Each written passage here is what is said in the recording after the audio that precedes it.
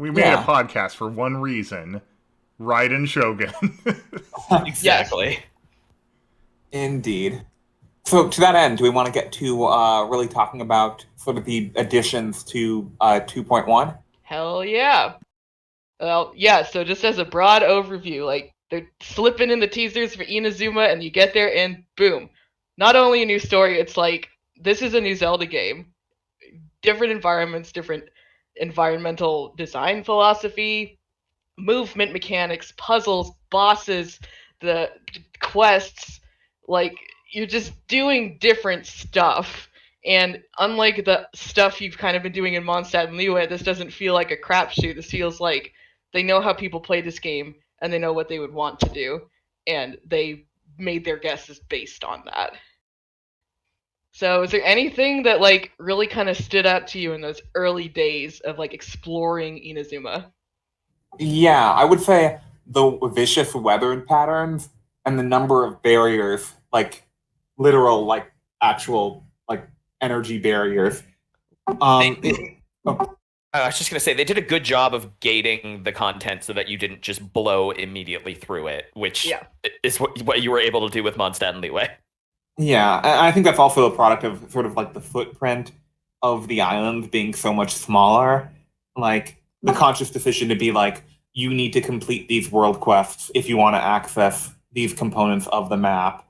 Otherwise, you might not be able to access them. If you can't access them, then you'll be miserable because you'll be fighting the ice Fatui in the middle of the rain and have no way of stopping. Straight up, I have not actually turned off the rain in my game still. I was trying to figure it out earlier today, Oh, but just didn't no. look it up, so that's still going. Hey, cool. If you want to stream that later, I'd watch. Yeah, it makes for some really good environment design. The grass is blowing, the wind is like, just making everything rustle. It's very active. Lightning is dropping everywhere, including in the middle of really important story quests. You're hanging out at a shrine and then you get electrocuted for no reason. It's great. I love it.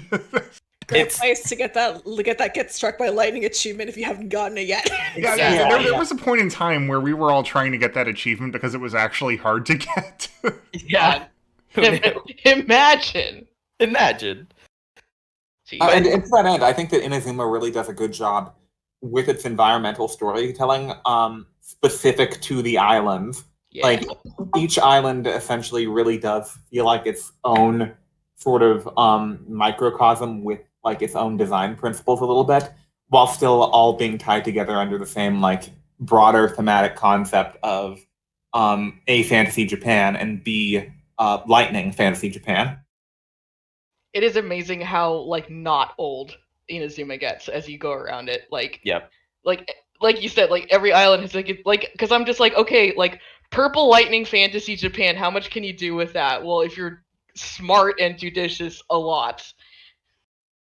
That was going to be something that I was going to mention too, is like initially getting to Inazuma, like the color for lightning in this world is purple because that's the electro element color. And like you can immediately see upon getting to Inazuma, there is like deep shades of purple, pink, blue, like cooler color palettes just represented immediately to show you like this is the lightning country. It's so good. I love purple. So like we get there, I'm like, yes, I want to live here now. Yeah, it's definitely very sort of like Spyro PS1, like before people collectively gave up on color theory in games and then started to rediscover it. Like, this is definitely one of the most prominent instances of like really designing to a palette that I can think of. It's so good. And the thing is, I think that's actually been consistent across the entire game. Yeah. If you look at Mondstadt versus Liyue, I just think that because the colors present in Inazuma are just so uncommon in terms of like how frequently they're used, that it really stands out sort of in the 2.0 patch. Absolutely. I just feel like the way things are laid out, like Mondstadt and Liyue are very spread out, but they do have very clean lines of navigation. Like the sight lines are crazy good, but I think Inazuma like does that but makes everything tighter, and I don't miss the space. I feel like none of the space is wasted, and like most of the islands double down on themselves and have like an internal or a subterranean segment that really like almost doubles the footprint. And like that kind of like delving down into it was what really like what I really loved about traversing Inazuma, because it's like, all right, you got like literally shit happening on the surface, and then there is more underneath, and you were like seeing little snippets of intrigue as you go, and like that's very cool. They've really started doing stuff with like their vertical space, which I think is sort of Yeah. what they were like. It's not like it wasn't used before, because like Liyue was a lot of up and down, climbing like cliffs and mountains and stuff like that. But like I think after Dragonspine, they started. It's possible that like if Dragonspine was like the turning point for like their whole vertical design bit, because like and Inazuma, you see like a lot of stuff like way up in the air, and like it just you get around to like navigating around that is an interesting experience. In addition to all this stuff underground, Yeah. and the occasionally having to navigate into the air underground. Exactly. Yeah, it Yeah. feels a lot more vertical, and like control hitches aside, like the thunder spheres are great. Like I love that we have a way to move upward without actually climbing. Like it's fast, it's snappy. Mm-hmm. It's very like it's appropriate for lightning after all. Yeah. Yeah. The lightning flash.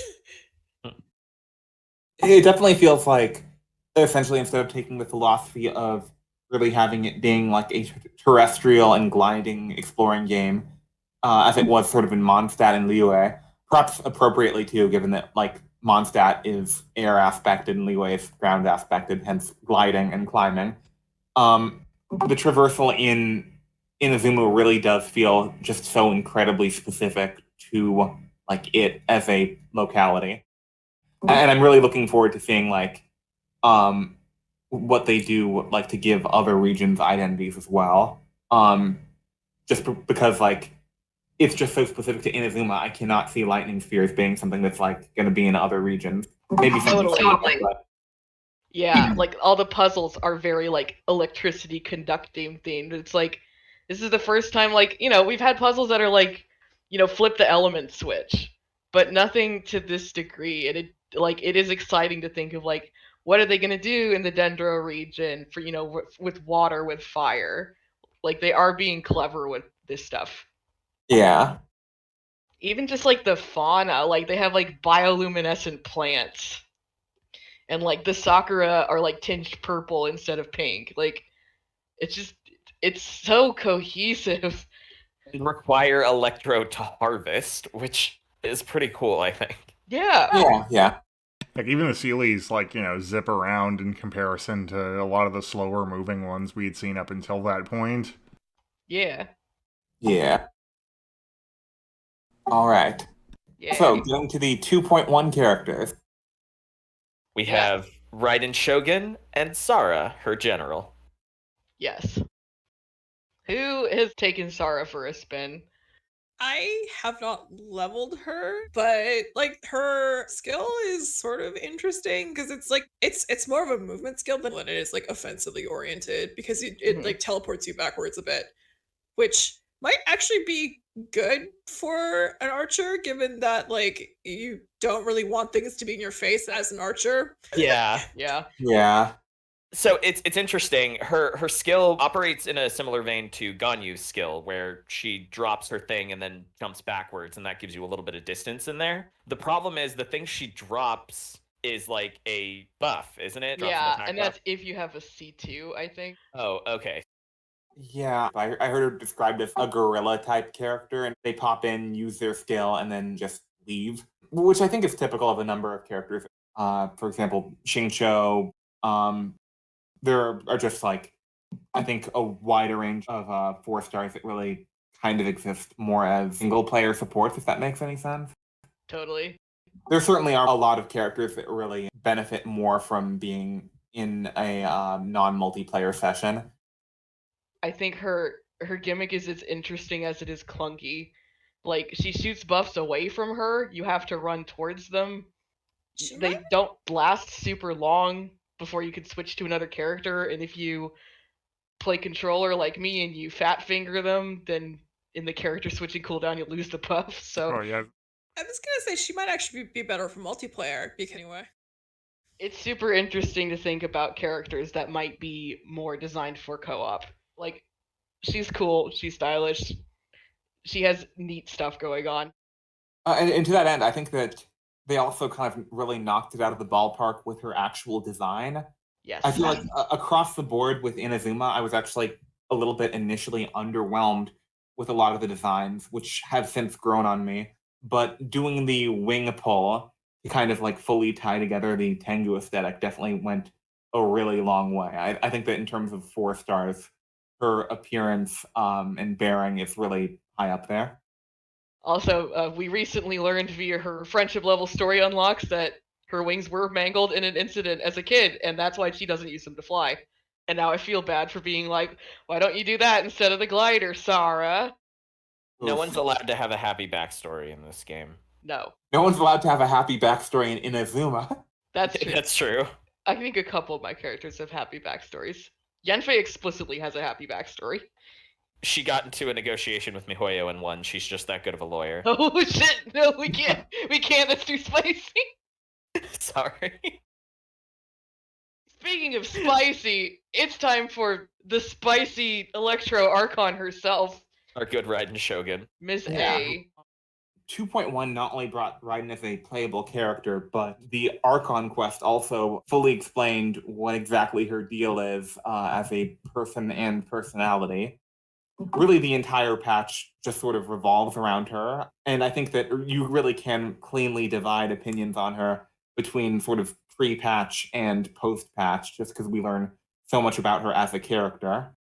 Raiden's history in the game is that of leak expectations on all levels, on her gameplay, on her story, and how they were all kind of subverted. yeah. Like this is actually probably the most interesting part about her for the historical context. The journey to really getting to know A as a person started off with an underwhelming character leak. A Where they're character like, design. Who's this purple NPC? I was like, oh man, I was hoping for the Honkai, like, red Oni floating arm giant sword, girl. And I think a lot of people were sort of in that same camp, knowing full well that would be nightmarish to rig and get working in Genshin's 3D system. A big thing that we're always going to be talking about is the technical limitations of the game, like the fact that, it's really hard to make skeletons for characters. And it's got to run on a phone. It's got to run on Yeah. a phone. There's a lot of reasons why MiHoYo would want to limit the character models to the 5 skeletal meshes that are currently playable in the game so far. So it makes a lot of sense that the Raiden would not be as detailed as her Honkai counterpart. None of us have played Honkai, right? But you were privy to the design that she was based off of, because I didn't have a background in that. I Obviously. played a little bit of Honkai, but I mean, it was Oh, I didn't know mostly that. like cross-pollination with like the various forums or YouTube clip that would be thrown out somewhere. Well, and a lot of people noticed early on in Genshin that, like, there are character design similarities between Venti and Wendy and a lot of other characters. So they were basing Jean and expectation. Saber. Oops. Jean, oops, yeah. Who's Wendy? She's a character from Honkai. She's like Oh. She looks like a mean Venti. Oh my god. She looks like a mean, better Venti. But so that's why they saw that and were like, oh, clearly character design elements are being carried over. Oh, from... holy shit, she is. Whoa. Yeah. Oh, interesting. Yeah, so Yeah. clearly character design elements were being carried over from Honkai to Genshin, especially in the Unknown God from the very beginning. That's very clearly like Kiana from the Honkai Impact universe. And then when it was announced that the leader of Inazuma was the Raiden Shogun, I think in Honkai, like, her name is Raiden as well. Yeah, And so people were- Raiden May. yeah, Raiden May. So people were like, oh, she's probably going to look like her. So a lot of the like leak expectations for that came from people who played Honkai being like, okay, this is what she looks like. We're probably going to see a lot of design similarities in the way that we saw them between other characters previously. Yeah. And to that end, like, during the summer event, we sort of got a sneak peek at the new world boss, who was, of course, the samurai puppet, whose name also currently escapes me. The But that al- Samurai. Yeah, the Flamurai. And he also sort of had design elements which were very much like Raiden Mei, where he sort of had the big bisected Hanya mask shoulder and was sort of like ambiguously mecha in a number of ways that were very reminiscent to Honkai. Yeah. And ultimately, we got, you know, the Raiden Just design we have now. nice grandma. Yeah. Yeah. Which was based on, you know, when your expectations are so astronomically high, it's easy to kind of look at that and be underwhelmed, apropos Yeah. of, you know, Yeah, but it's super fair. Like, only in hindsight where you're like, okay, her actual design, like, isn't really out of line with the rest of the Archons, who are just dudes in clothes. Well, I mean, the thing is, though, too, that if there was a massive turnaround once the actual initial trailer for Inazuma came out, and mind you, that turnaround, I think, in part, was because of of the need to sell the gotcha game. There was a which pair like- of reasons. Yeah, which is to say, people latched on to how she draws her sword. She very obviously pulls the sword from her heart, you people. All of that aside, it was still something that was incredibly visually distinctive. So now Raiden's back in the game, and everyone is thirsting for the Shogun. I think that really got people on board with being once again interested in her, not only from a design standpoint, but also as a character. Yeah, it's Which like, is oh, good. she's a stone cold killer. She manifests a spirit sword, and she's gonna chop up a fool. You know, Yeah. there was one thing I did neglect to mention a little bit earlier, which was even before all of the leaks, there was still information about Raiden in the game, which was everybody talking up just how fucked Inazuma was as a nation. That Yes. was Right. Yeah. We were talking about the Vision Hunt. And Yeah. and Inazuma becoming a closed nation and stuff like that. Yeah, like everyone's like, oh, Vision Hunt Decree is happening over there. It's a closed nation, so it's going to be a while before you can get in, you know, about 7 to 10 months or so. But also, like, one other detail that had come up in the story was, hey, we actually haven't seen any Electrovisions appear for a while now, and it kind of coincides with this Vision Hunt Decree, like this banning of visions in this closed-off nation none of us can get to, that, you know, from all outsider accounts, just sounds like the worst place in the setting so far. Yeah, like we have that one Inazuman NPC in Liyue who like escaped on a homemade raft through the Shogun's storms because she's like, it's a shithole over there. It's real bad, and so it is exciting to be like, okay, here's a place where the Archon is probably going to be playable, and she is not benign. Yeah, like Yeah. up until then, it's like Venti's like, yeah, people of Mondstadt are free, and Venti's, you know, just hanging out, doing shit all, like drinking at the, medicine. you know, the tavern, hanging out at the tree, you know, doing as one does, and then Zhongli faked his own death to basically set up a Deus Ex Machina for later that we're not at this point in time privy to, but is absolutely going to be pulled out right when the plot needs it. The contract to end all contracts, as they call it. Yeah. But every god we had met in the setting had until that point been really benign and helpful and just generally a sort of fun party member to have in the cast, you know, hang out with and stuff. The Raiden was the first antagonistic one. The one that everyone was like, okay, watch out for her. She's gonna mess you up. I would like to argue that they're not necessarily benign. They've just not had any reason to like kick our asses. There's plenty of lore already in game about how the Archons like destroyed Kainri. Right, yeah, and I Dainsleif, was you know, just- hates him. Yeah, but I was just, they're not necessarily benign. They just have no reason not to like us until we get to Inazuma, and then the Raiden Shogun's like, listen, you can't be here. You're a stain on my eternity, kiddo. Yeah. So the Raiden's motivation is to create this nebulous concept of eternity within the nation, which takes the form of trying to keep a very rigid status quo and taking away visions because they're too... Like, did we ever get an explanation for, like, how that really started? On the Sorta. front side of her story quest, it's like visions are too much of a wild card. And then on the back side of her story quest, it's visions like people are going to hurt themselves with these things. I'm going to put them on a shelf, and you kids don't need to worry about them right now. Yeah, because it's like analogous to like the sword ban, the like Yeah. Meiji era sword ban. I think there was actually one beforehand that this one was Yeah, based on. Got it. It is cool to hear like the historical parallels, because like that's another thing. Inazuma feels researched. Like Yeah. Liyue does too. It just doesn't execute it as much. Inazuma is steeped in authenticity. They really wanted to give this a folkloric and cultural Japanese flavor.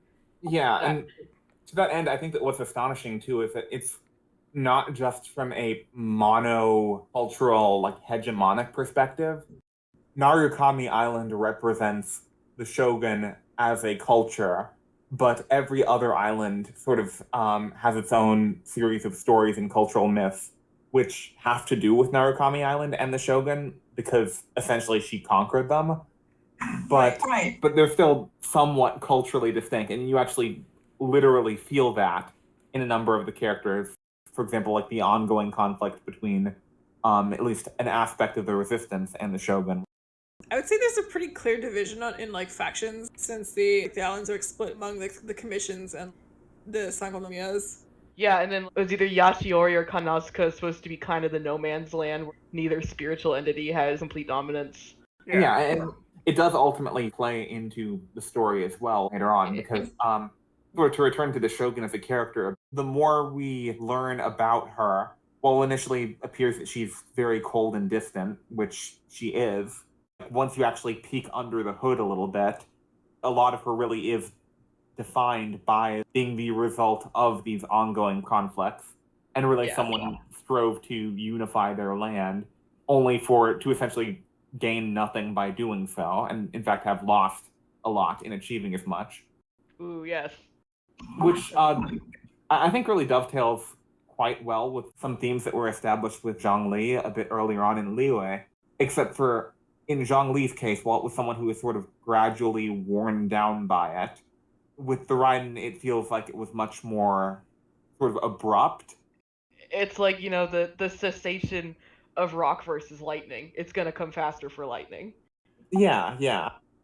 And to that end, it was really thoughtful that they really did associate lightning with eternity, because as sort of mentioned even in game, it's not actually a good match between sort of the theme and the element. We kind of see that in the way that the islands react to the shogun trying to enact eternity. Where like there's the very small like cabal around her that are like on board because she is, and they're like deathly loyal to her, like Sara. And then you have like literally every other island that's being ripped apart and destroyed by war, or like just the damage being done because of this decree. And like you see that because she is attempting something that is so against her own element's nature that it is literally tearing Inazuma apart. There was the quest chain about the roots of the Sakura tree. Was that the cleansing ritual? Yes, that one. Like where like it concludes with you fighting like literal cancer in its roots. That's a good point. So are you saying that that's kind of like a sign of it being prolonged, like past its time? Yeah, it's like it seems kind of thematically appropriate. It was mentioned during that quest line that this is a thing that they would have to do periodically because otherwise the tree would like just fucking die.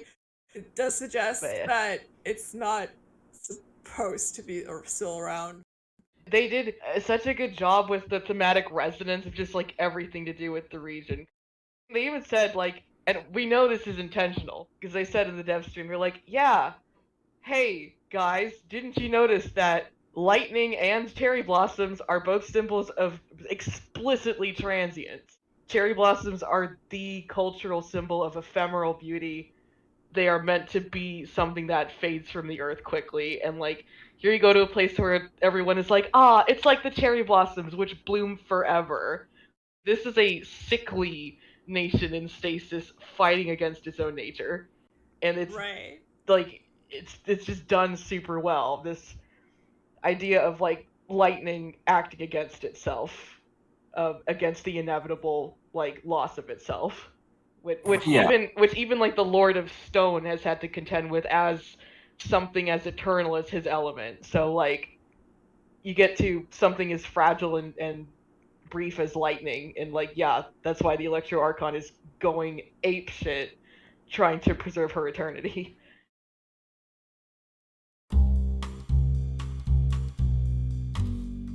Let's talk about the Raiden's very first appearance, which was murking Tomo Yes. really hard. So, for context, Tomo is the fan name for Kazuha's dead friend. We were all hoping to be a playable character for whatever reason, even though we saw him die on screen. Didn't happen in game though, so there was still a chance. I haven't seen a body. Wait, no, but that. Hold on. We It's saw- not gonna be a body. We saw a grave, but not a body. I There's saw not gonna a be sword body. I saw a sword in the dirt. That would be the most Yeah. five-dimensional move if it's like, yeah, he wasn't dead, he was just, like, Sleeping. teleported somewhere else. I sent him to Guys, Dairy We've Queen. literally seen the The Muso, Yeah, Muso. yeah. So Hitotachi like just murk someone after we fought them in front of the throne, and there was nothing left. She's fine too. They're hanging out at the McDonald's place. Yeah, I mean, how is Nothing she? left. I Yeah. don't think there would have been a body. Well, but wait, but I thought the body disappeared because of her innate element, not because the Muso. We Yeah, need to that's- see Raiden murk another dude. And Yeah, that for way, science. like on the third one, we'll pay attention and we'll know. Exactly, for science. For science. Who do we not like? Kaya? Can we throw Kaya in front of it? Jesus Christ. I think He's How pretty about that acceptable. lady who keeps asking me to cook for her in my commissions? Yeah, okay, yeah, Oh. she's good too. Okay, I think we're getting a little off track now. There was so Yeah, much yeah. stuff. Yeah. Okay. Yeah. Back on track. It's a Raiden flavored episode, so Yeah. we'll Yeah, just go with the flow. I mean, it was a The Raiden Raiden flavored patch. The entire story of Inazuma is kind of the story of the Raiden and what she's doing. Yeah, this is how the Shogun got her groove back. Mhm, Yeah. exactly. Or how the Contrary- Shogun maintained her groove and it never changed whatsoever. No, sir. Yeah. Yeah. How the Shogun got a slightly better idea than what she was doing. Only slightly. And that's only because a dipshit from out of town ferried in her bestie into her mind palace. She hasn't changed at all, and I do like that a lot. I like that so much. Yes. Yeah, I think that the Raiden as a concept, while initially being presented as like a cold and unfeeling ruler, like as a concept of having her essentially be a sophisticated answering machine while her actual self is sort of in her own mind palace, I think was something really novel that I don't think I've seen in other stories. Just because, like, as we mentioned before, the story up until now has been fairly tropey. Liyue kind of began to move away a little bit from most conventional fantasy. But I think that a lot of where Inazuma just sort of completely departs from that and really becomes something that's so incredibly specific to Genshin does involve the functioning of the Shogun, as well as how that is represented in the story. Totally.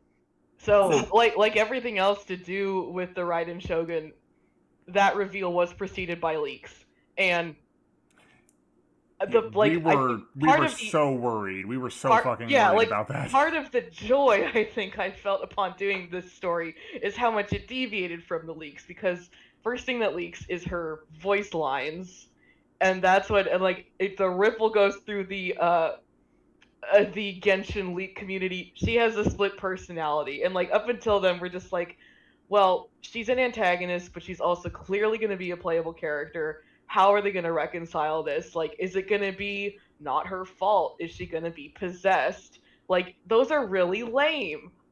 Those are super lame, and I do want her to be culpable for the shit. And, like, because villains are cool. Well, and also it bears mentioning that, like, Genshin, the concession for rolling characters, like, all the characters in your party still exist in the world. Like, they're just making time to join you on your adventures, but they still have, like, Right. jobs. They're still doing things when they're not adventuring with you. And the one time we had a villain character actually join the party, is just because he says that he's literally doing it for practice, is not trying very hard, and is already kind of like a fight happy maniac. So he gets away with, like, hanging out with you for a little bit. So, like, with that concession in mind, it's like, okay, why would the Raiden, this lady who smites people and steals away the magical rocks that give people power, why the fuck would she join your party? What, like, is going to convince her to do that? Because right now she seems pretty set in her ways. She and tried to that's- kill us. Yeah, she And then- tries to kill you. It's like... And then she takes you home and tries to kill you. Multiple Yeah. times. Yeah. Yeah, so it's like, okay, like, what series of events are going to lead to this? And then we get the leaks, and they're like, the Raiden has a multiple personality, and we're all just sitting here clutching our faces, going like, oh, fuck, no. The corniest, like it's like, okay, maybe Fate Grand Order would pull this shit, but like Genshin don't, and like this character has so much riding on her. Everyone is really hyped for Raiden Shogun. Like, this is the lamest, most anime ass shit. Yeah, Thank God it didn't turn out that way. Yeah, because it turns out that, like, while she has a split personality, sort of, it's closer to being an autoresponder robot that she is not only aware of, but she tacitly approves of at all times because she programmed it, and it responds in a way she would approve of. So all of the murders and stuff, and all of the being complacent, she's aware of and approves of. So it's not even like it's something where she can wash her hands of it, exactly. Yeah. There's It's still all on her. There's also the implication in her character quest later that, like, this was programmed at a time when she was much more, like, bloodthirsty and, like, I is think- more willing to kill than she currently is, than the real A currently Yeah, is. she created a robot duplicate of herself that she literally hides inside of, that is supposed to just be, like, how she represents her personality as an unchanging android, instead of, like, actually displaying any kind of humanity, because that's, like, against her own principles. Right. Yeah, like it's her on autopilot, kind of a snapshot of her at like a bad place in her life. So like, I think the lesson here is like they say like don't do any major life decisions when you're depressed, and I think like coding a robot to be an autopilot for your own like soul is probably also something that you want to think about before you do. Mm-hmm. But again, it's like it wasn't out of her control, not even once. Like it's just doing her homework for her. So she like that like she's still behind this. Yeah, she reduced her entire personality to a flowchart, said, okay, this is how I'm going to behave as my public-facing persona, and now I'm going to meditate on the nature of eternity to better figure out how to prolong everything in its current state without any risk of any kind of erosion or change. Yeah, and then to that end, I mean, spoilers, but the manner in which they resolve the issue isn't by ever actually overcoming her physically or by her overcoming her ideology, just because she's so, even the real her is so rigid and so set in her ways that the only like way that they can actually get her to even remotely consider changing, even to the slightest capacity, is by like appealing to her individuality as a person and saying, you're like locking yourself away in the depression cage, and as a result, everything's going to shit. But more importantly, how are you doing? You should be better. Get some fresh air. You want to go Aren't you for a so- walk? You want to try some of this dongo milk? Yeah, Aren't you lonely? Like, talk to your friends more. Come on. yeah. Yeah, Like, she shows up. She's like, "Girl, you never call." yeah, like the line, and having it so that like her mental landscape literally changes just as proof of the validity of essentially Yai's claims about her, I think was especially ingenious because like as a friend it just becomes so apparent that like Yai is essentially correct in her entire assessment of A as well as her flaws. Yes. And to that end, I think really like the character who shined the most in 2.1 as well, contrary to how it initially appeared, wasn't Sangonomiya, but was actually Yai again. For sure. Who, pretty much once again made the Traveler her patsy in terms of actually getting Inazuma on a better track at the very least. To be fair, she is a fox, so that's in keeping with the whole like trickster fox spirit lore thing. Yeah, yeah. And to that end, I actually think it's pretty funny how over the course of the entire story, like you continually exceed Yai's expectations in terms of how effective you're actually being. Like if you look at the number of times she says that, it's like, oh, she has no faith in Just anyone. the floor is so low. Yeah. It cannot be lower. Yeah, she is the MVP. She is really the foil. Like Kokomi never had a chance. The Like, Traveler like, never had a The chance. Traveler never had a chance. Raiden literally all of it said, she's like, the rebellion's there because I tolerate them. I'm a fucking god. Do you think I lose sleep because of these people? Do you think I lose sleep because of what the Fatui does to my land? Eternity is bigger than all of this, and that's what informs her complete lack of motion. And then Yai's like, no, girl, you gotta run your country sometimes, and also see me. And then A's like, girl, I do. And then, like, everything's fine. Yeah. And by everything's fine. Else has you mean- changed. No, everything else is horrible still, Yeah. which is great because it's not a tidy, happy ending with the boat. Inazuma is reeling in the aftermath of this, like, very clearly. But A got a group back, and, like, good for her. Yeah, yeah. That's true. I think like And if we want to talk about leaks that were kind of worrying, I think one of the biggest things. yeah, that the we collected- co-opting of the plot by the Russians. Yeah, We were exactly. fucking worried about that too. Yeah, that was also something where the Fatui in 2.0 are essentially a non-presence, barring a number of throwaway lines about a character he can guess is Senor showing up on Rito Island. But otherwise, they are very conspicuously absent. Yeah, they're kind of all hanging out near the Tatarigami for some reason, but like plot-wise, the main antagonists, like the guys who have really been at the forefront, are not present in the story initially for Inazuma. They were just sort of hanging out in a corner. And Yeah, then, but then- we saw the trailer, and there's a line Paimon has that was just like, the Fatui were behind this? And then we also gripped our faces and said, oh, fuck no, again. Yeah. Because Yeah, that but would be then such a as with boring, lot of aspect to it. It would be terrible. Like, why? But then, And they fixed it. yeah. And then she was like, oh, the Fatui. Yeah, I knew about that. Like, the whole thing hinges on this, like, oh, there's a sabotage up the communication chain, and the Raiden Shogun is not being lied informed to, about yeah. the Fatui, and then you go to A, and she's like, bitch, I'm God! I knew! I didn't give a shit! So I didn't tell my robot to give a shit. Yeah. And like to that end, I think that not only was the groundwork for the Tui being behind it all, like it seemed like it was going to be an ass pull for a period of time, but there was actually sufficient groundwork laid, not only sort of through a number of background characters, but also through a number of in-world occurrences, like the Tatarigami being very obviously sabotaged by them.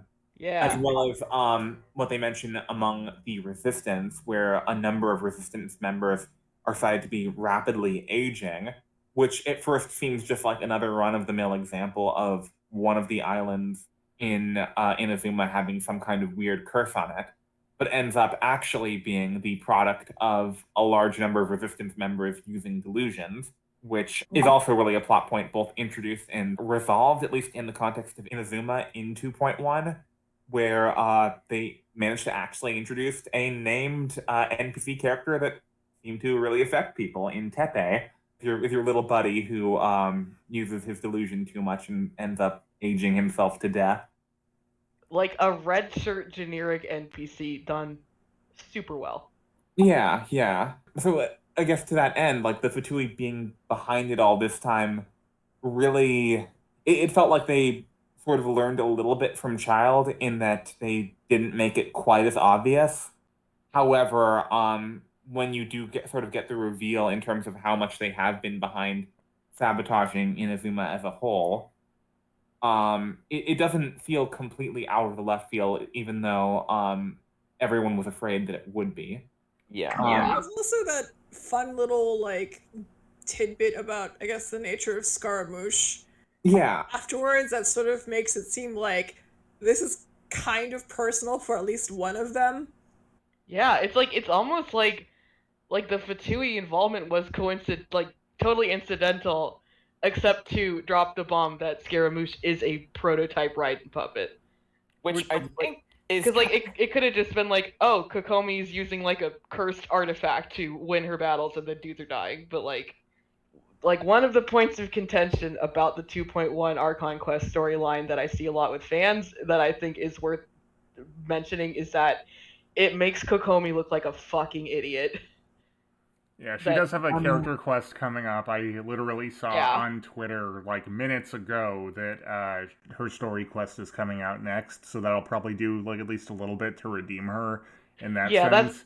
that's what I'm saying too. Just like I understand, and she did look like really fucking stupid for not questioning. Like even in this desperate backs against the wall like suicide mission, she did look really stupid for not questioning her benefactors. But her story remains to be told. There's a lot of Yeah. shit in Inazuma that we still don't know and will learn. This is assuming that they don't go the waifu date route on her story. Yeah. Oh, let's talk about that too, because that's also Yeah. something that I liked that was contentious was the fact that you take A out on a date for her Archon quest. Like, what the fuck else are you gonna do? Like, Yeah, it's a like weird we thing, said, like we can't change her mind.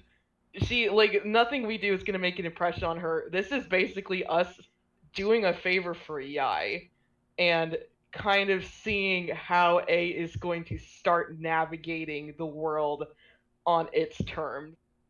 And in that way, it felt like very real. I mean, it was a little lighthearted, but again, like Zhongli had 2 character quests. She's gonna probably have 2, but like it was actually a pretty effective character study for her.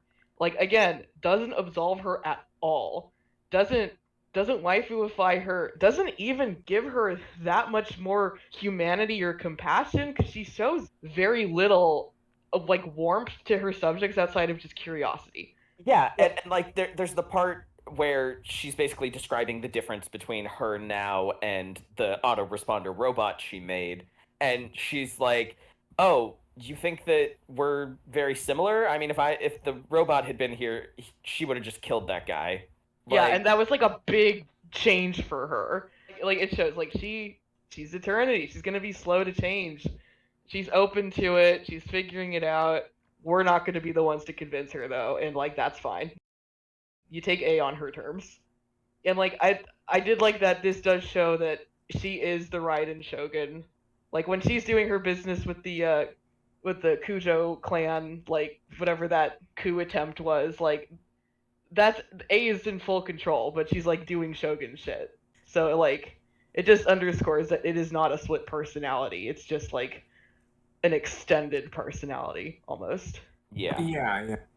I suppose there was also like the fun little like, oh, I can't say fun, I guess, but like certainly a parallel to like the vicious like political maneuvering and like in like the real life equivalent of the shogunate. Yeah, it's like, oh, she has to deal with this shit like a lot. Also, like she's also just another dipshit out of touch boomer like every other Archon, which is great. Yeah. Like they kept the Raiden Shogun being like just as badass, but also established that she's a big fucking loser. Well, the thing is too, like I think they did a really good job, like walking a number of different tightropes. Because Yeah. on one hand, she comes across as someone who's genuinely fearsome and imposing and like capable. On one hand, on the other hand, she also comes across as someone who's like deeply out of touch, but not Yeah. quite in the same way as like Zhongli. It feels like with Zhongli, it was kind of like, oh, it's your goofy granddad dragon coming around again to like look after his people. Yeah. Whereas with her, it feels like she has been genuinely isolated for like such a long time that she can't help but just like kind of cock her head and say like interesting to like light novels and Dango and stuff. Sure. Yeah, and she's also like just the most obviously hurt. Like she's lost her sister and her friends, And like Zhongli's scars are a little more nebulous, but she wears hers on her sleeve, and it really informs like what she does. But Yeah. again, at the same time, doesn't absolve her. Like Yai says as much. Like what like the fear that you have because of the pain that you suffered. Like it still doesn't serve you to act like this. Yeah, yeah. And nor does the story really beat around the bush about that either. They never really say like, she's redeemed or like knowing her backstory somehow makes her less culpable, which I think is really refreshing because I feel like within media there has been a lot of effort to be like everyone sort of deserves their redemption moment just because that's an arc that I think is very like rightfully popular. So to essentially have her do the full like I am a dumb bitch with terrible taste. I will never change. I will never learn. Like That's a and to have that- promise. yeah. Yeah. And to have that be something that not only like she doesn't apologize for, but still kind of struggles with, I think, Yeah. is really interesting. And I mean, like, I think the chief problem with her struggling with it is because it's like not only is she struggling against herself, but now she's also struggling against the autoresponder that she programmed. Yeah, she's like, this thing is very, very, very hard to change the code on. And as we learn in her story fragment, if I'm parsing this correctly, the robot is designed to, if she goes too far from the path that she set and she cannot justify it to the robot will kill her and Yeah. assume full control as the Shogun. And it does like have check-ins with her where it's like, okay, you're doing some novel shit. This is all in service of your grand plan, right? If not, then like you're gonna have to, Yeah. You're doing some novel shit. Why is it novel? Why isn't it the same? What's going on? Yeah, Clippy's Yeah. like, it looks like you've changed your mind. Do you need to die? I'm checking your folders and I'm noticing that there are no Eternamaniacs in here. Eternamaniacs. That's the new fan base name. Yeah. Oh Gotta be. yeah. They're no longer Raiden mains. They're Eternamania. Glory to the Shogun, baby. Yeah, like they managed to make her a gentler soul without making her an innocent soul, I guess. Yeah, yeah. And I just think that's really interesting. Like, there are so many things that want you to feel bad, and like, in a person who has done terrible things is still somehow like innocent or redeemable. So to just not do that is just like I can't Yeah. stop talking about enough about how like Yeah, and then like there's the people who, I see a lot of the people I follow, fan artists on Twitter, who are like, we wanted her to be this like stone cold badass killer, and we are sad that she has this like this softer side. It's like, it's not really, it doesn't diminish it. It just gives her more depth.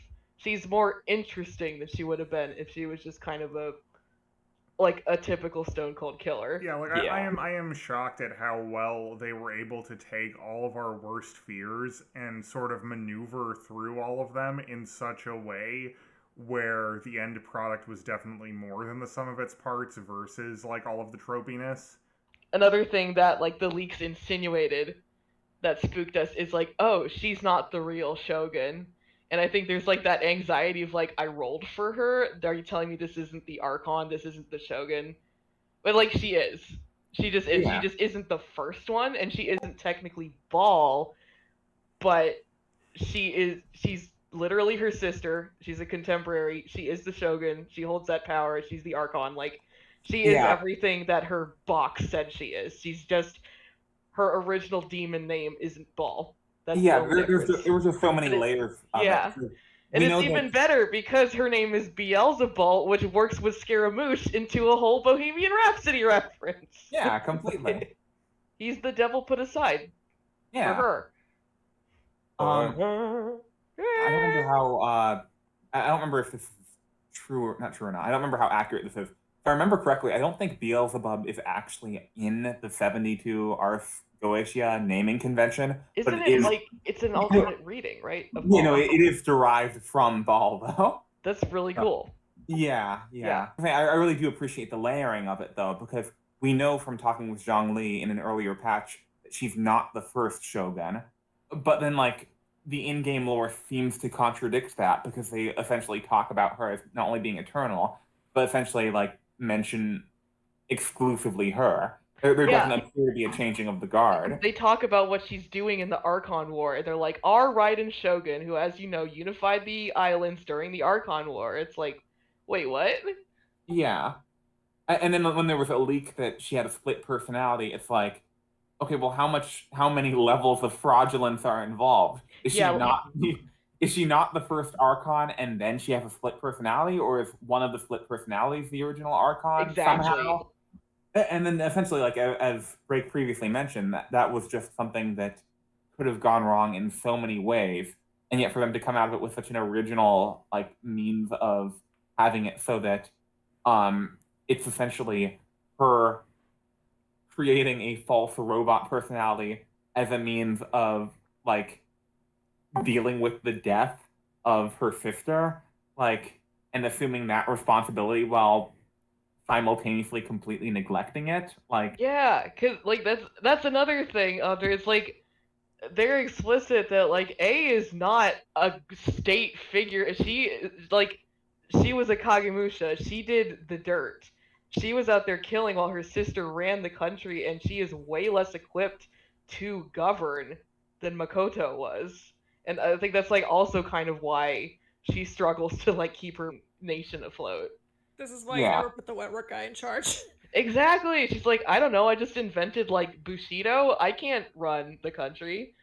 Yeah, like literally living in the shadow of her sister, as she implies in her whole like animatic. She is literally a ninja samurai robot god.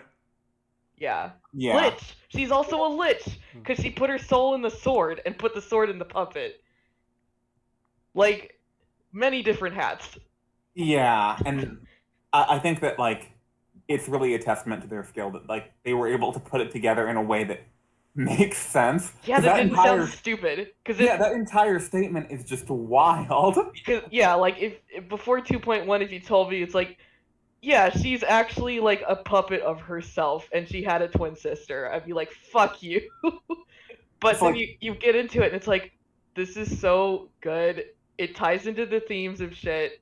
It ties into the themes of the whole game, and it sets stuff up. It's like this bond she had between her and her sister parallels the Traveler and their sibling, and like it just shows how these celestial twins have this bond that like just transcends anything else on this earth, and like what would happen if you lost that. Well, and I Yeah. love the character design changes between like pre Makoto death and post Makoto death in Raiden, where like we see the sleeves, Yeah. where like she literally wears her loss on her sleeves. Pre Makoto, she has both of her sleeves rolled up because she's the one who's doing the dirty work. And then after Makoto dies, Makoto had both of her sleeves down. And then after Makoto dies, one of her sleeves goes Oh down. fuck! Oh, Man. right. Yeah, and also like fuck. Makoto wore like the light kimono and she wore a dark one, and now she wears like an ombre. Yeah. Yeah. Like holy I fuck! remember It's that. and then like her and Makoto and the Shogun puppet make the three Mitsudomoe of the Electro Sigil. Like they are the three like souls that have been the Raiden Shogun. hmm Like Yeah. fuck man, it's so good. Like the biggest thing that you could almost call an ass pull would be like the god puppets, but they did lay that groundwork with Magu Kenki, with Scaramouche, and I think this is not going to be the last we see of this. Oh, absolutely. Yeah. Yeah. I mean, especially with Dottore in the background, like seeking to create a human that can surpass the gods. I think that it's likely that between Sumeru, I would be very surprised if we didn't see him in Sumeru, just because his backstory ties into that a little bit. Totally. I'd like to argue the point that I don't think the Shogun shell necessarily has a soul, but the I think there was like there's like a thing about the whole like the split between like the body and the soul. I think Shintoism. I guess you could translate soul to mind. Oh. So Huh. her mind is set. Yeah, you could argue that. I will say though that the Shogun puppet is a character. No, oh yeah, no doubt about that. I just think that the like considering that the Shogun puppet was created, there's a question of whether or not the puppet would have a soul, but a mind. Yeah, I'd say like the automatic response, like programming, probably counts as a mind somehow. Yeah, and like the auto response is sophisticated enough where she has her own, like, you know, she has agency. Like she does talk to you at the beginning of the quest, and she's like, I'm just walking in a circle because the bitch disabled all my functions and I can't run a country. I don't know. And Yeah. I do like just seeing that little snippet of like the Shogun's own thing. It was so good that it's like I kind of want to see like even more than I mean like we're basing like the notion that she's going to have a second like character quest off of Zhang Li getting two of them. Yeah. Those were pretty far like between each other, so it might one like, you know, be a while before that even happens, but two, like she kind of needs more. Like there's a lot going on with her. We kind of like all sort of like agreed on doing the podcast because of how much like, you know, was going on with like Inazuma as a country, but also like with just her, you know, at this point.